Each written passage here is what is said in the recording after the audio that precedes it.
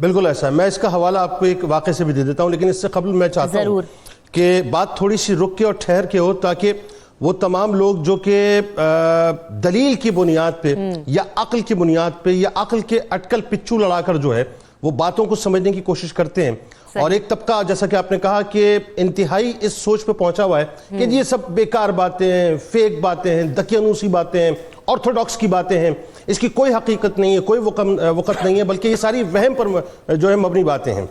سرکار علیہ السلام نے فرمایا کہ نظر لگنا حق ہے، نظر لگنا حق ہے، اور اگر کوئی چیز ایسی ہوتی جو تقدیر پر سبقت لے جاتی تو وہ نظر بد ہوتی.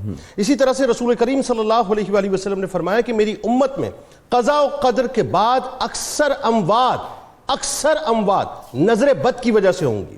اس جملے پہ آپ غور کر رہی ہیں؟ یہ حدیث کا مفہوم کیا بتلا رہا ہے؟ یعنی جو موت کے اور تقدیر کے فیصلے ہیں ان کے بعد اگر کوئی شے ہے موت تک پہنچانے والی تو وہ نظر بد ہے، یعنی اتنی سخت ترین بات ہے. اسی طرح سے سرکار علیہ السلام نے فرمایا کہ نظر ایک ایسی شے ہے جو انسان کو قبر میں اور اونٹ کو دیگ میں لے جایا کرتی ہے، ہنڈیا میں لے جایا کرتی ہے. اسی طرح سے ایک مثال میں آپ کو بتاتا ہوں کہ حضرت سہیل بن حنیف رضی اللہ تعالی عنہ، ان کے کسی ساتھی کی نظر لگ گئی، یعنی وہ کھڑے کھڑے جو ہے بے ہوش ہو گئے. سرکار علیہ السلام نے فرمایا کہ کوئی اپنے ساتھی کو کیوں قتل کرتا ہے؟ پھر اس کی وضاحت کی کہ اس پر نظر کیوں لگاتا ہے. پھر آپ نے یہ فرمایا کہ اگر تمہیں تمہارے ساتھی کی کوئی چیز پسند آئے تو تم ان کے لیے برکت کی دعا کیا کرو.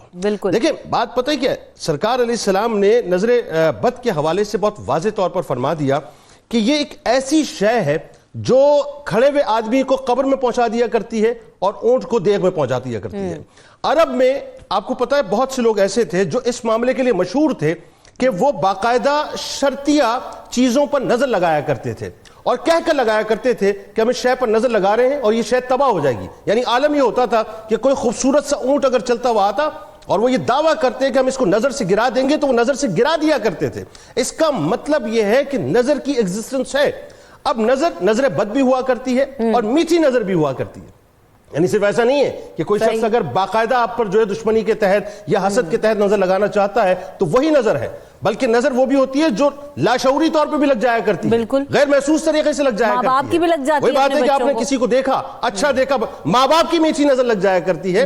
تو میٹھی نظر بھی ہوا کرتی ہے، وہ خبث سے باطن جو اندر ہوتا ہے اس کی وجہ سے جو ہے میلی نظر بھی ہوتی ہے، زہریلی نظر بھی ہوتی ہے. لیکن اگر یہ کہے کوئی شخص کہ نظر نہیں ہوتی تو وہ سمجھ لیجئے کہ وہ خوابوں کی دنیا میں ہے جس کے بارے میں میرے سرکار نے فرمایا اس بات کی ایگزسٹنس موجود ہے. صحیح، بالکل ہے.